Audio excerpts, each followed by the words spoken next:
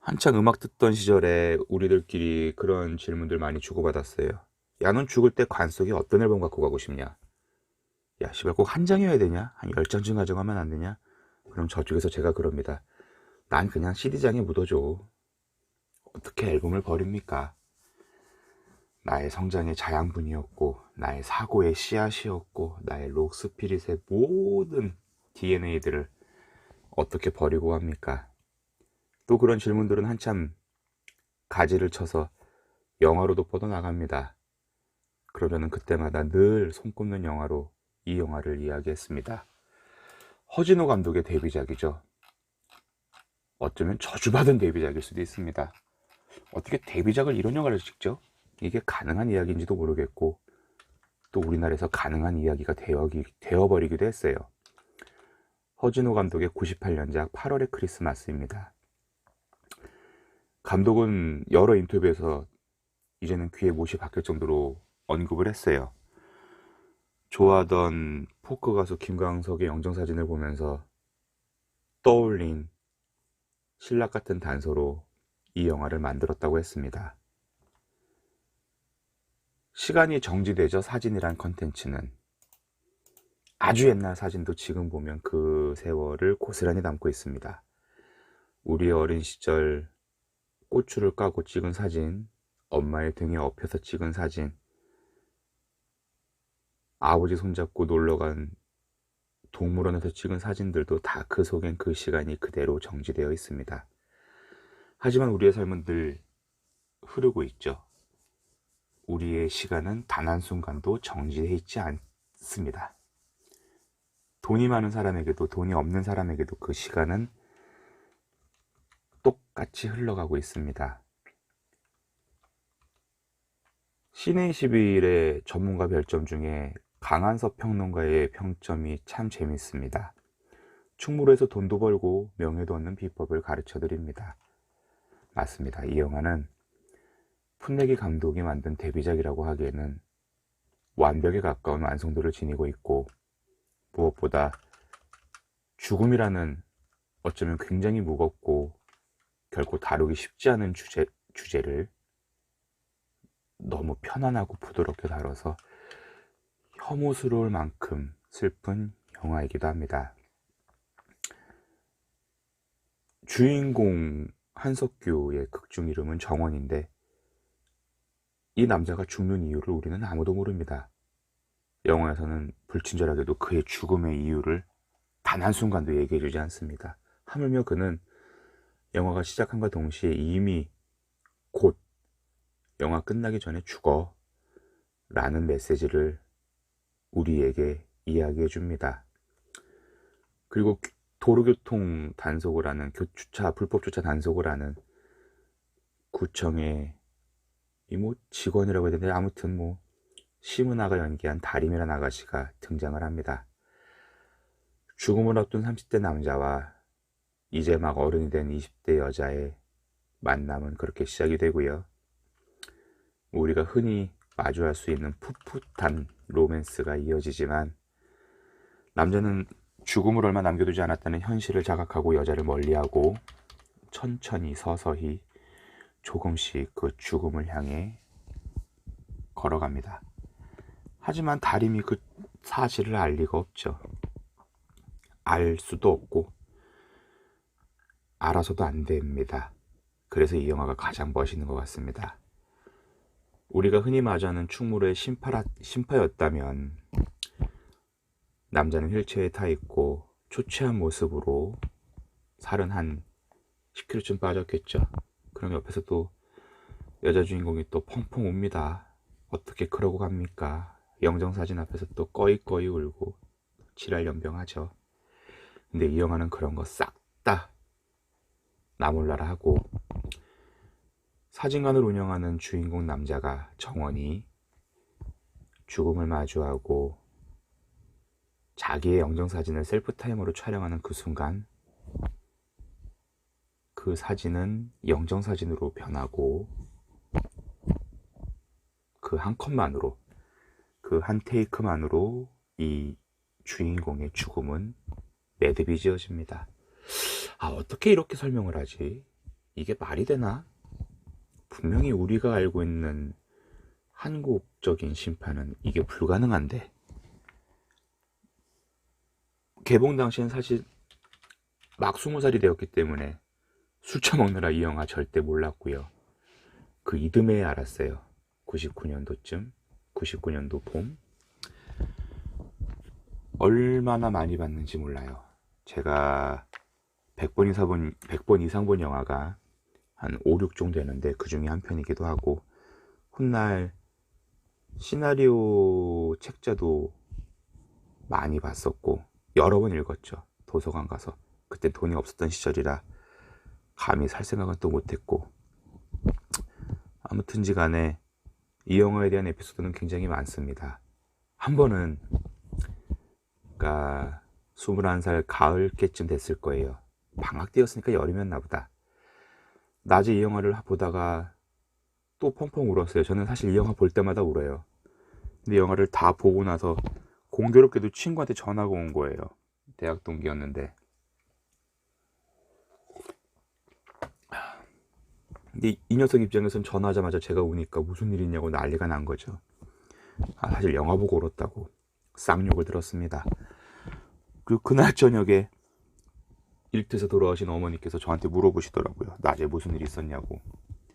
아니, 아무 일 없었다고 그랬더니 아랫집 아줌마가 윗집 총각이 아침 낮에부터 펑펑 운다고 우리 엄마한테 전화를 했던 거예요. 죄송한 일이죠. 그리고는 또 결혼하고 한참 지나서 이 영화가 재개봉을 하는 거예요. 야, 그런 느낌 아시나요?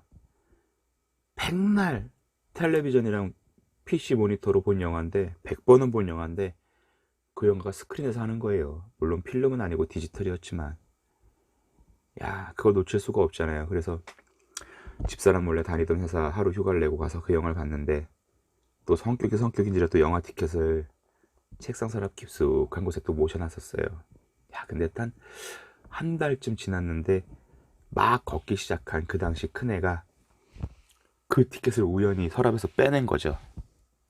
며칠 뒤에 집사람이 묻더라고요. 오빠, 이 티켓에 적혀있는 이날이면 평일인데 이 11시짜리 영화를 극장에서 봤어? 영락 없이 들켰습니다. 근데 이런 일이 차치하고서라도 이 영화는 어마어마한 장점이 많은 영화입니다. 정말 절제된 한석규의 연기.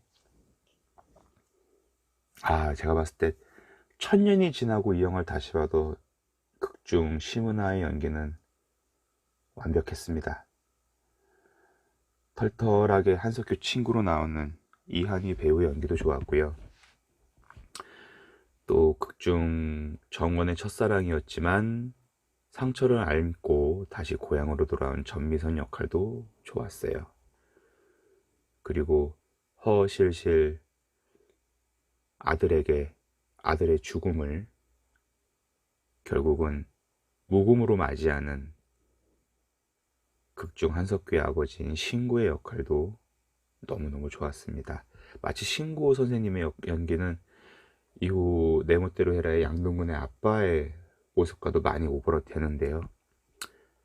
아무튼 이 작품은 허진호 감독이 정말 철저하게, 모르겠어요. 사실 그 사람이 어떻게 했는지 모르겠는데, 한 번은 EBS에서 나오는 그 한국 영화 비하인드 스토리 무슨 있었어요. 그런 시리즈들이. 거기서도 보는데 정말 이 영화는 뭐라 그럴까, 그 디테일이 너무 좋아요. 한석규가 하루는 술 먹고 너무 힘들어서 친구인 이한이를 불러서 진탕 술 먹고 경찰서에서 파출소에서 행패까지 부리다가 다음날 이렇게 집에서 늦잠을 자는데 전화가 오죠. 이한이한테 괜찮냐고. 근데 그때가 어떤 또 사인이 있냐면, 집 근처 초등학교에서 종소리가 나요. 수업 종소리. 그러니까 이 청각으로 영화의 시제를 가로질러 알려주는 뭐 그런 효과도 있고, 그리고 뭐 군데군데 그 화자가 되는 한석규 입장에서의 여러 가지 은유들 너무 좋습니다. 물론 뭐 음악 감독 조성우의 음악 더할 나위 없이 좋고요. 그리고 영화가 끝나면 유영길 촬영 감독의 명복을 빕니다라고 나오는데 한국 영화계에서 촬영 감독으로 손꼽을 만큼 멋있는 그분의 유작이기도 합니다. 뭐 8월의 크리스마스 직전엔 초록물고기, 꽃잎, 아름다운 정년 전태일. 뭐 이걸 어떻게 다 말합니까? 이분의 작품만, 이분의 이 유영길 촬영 감독의 필모만 따라가도 57편이 시내 21 사이트에 등록이 되어 있네요. 전 이 중에 3분의 1 봤나 모릅니다. 그런데 또 되게 재밌는 경험을 한 게 허진호 감독의 두 번째 작품인 봄날은 간다를 보는데요. 물론 봄날은 간다 좋은 작품입니다.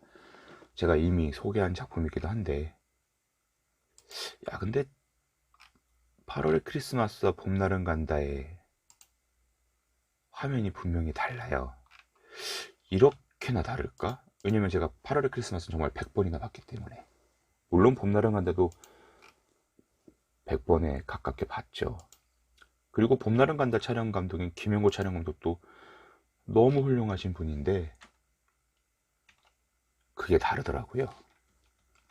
그래서 봄날은 간다를 보고 다시 8월 크리스마스를 보면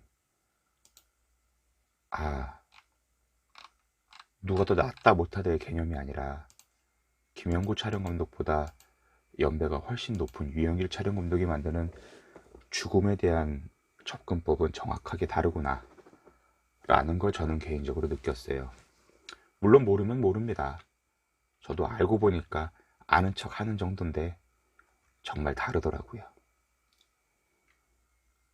시작한 모든 것들은 끝이 있습니다. 태어난 모든 것들은 다 죽습니다. 12월 달에 와야 될 크리스마스가 8월에 옵니다. 너무 일찍 찾아옵니다.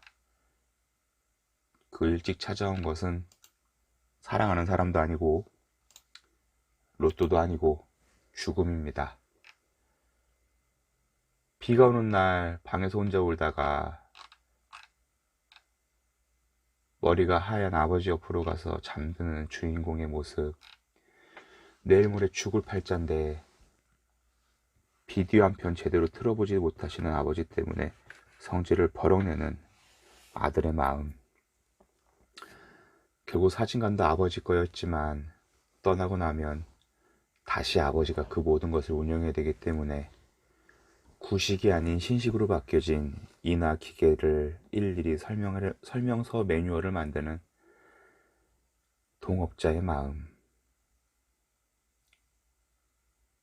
어쩌면 한석규, 심은하, 그리고 허진호 감독, 그리고 유영길 촬영 감독, 이 네 분의 인생에 있어서 가장 별처럼 반짝거리는 영화가 이 영화가 아닌가라고 저는 감히 생각을 해봅니다. 사실 1년에 2번씩 이제는 보는 것 같아요. 그냥 뭐 하루에 4번을 본 적도 있었는데 진짜 그 느낌이 또 이렇게 오랜만에 이 영화에 대해서 얘기하니까 서려옵니다. 마냥 죽는다는 거를 슬퍼하고 힘들어하고 비관적으로 받아들이는 그런 느낌이 아니라 현실, 사랑이란 풋풋함, 그리고 지나가고 흘러가고 간직하는 그 모든 것들에 대한 우리의 정서가 이 영화에 담겨져 있다고 저는 봅니다. 좋은 날은 올 것입니다. 열심히 살아야겠습니다.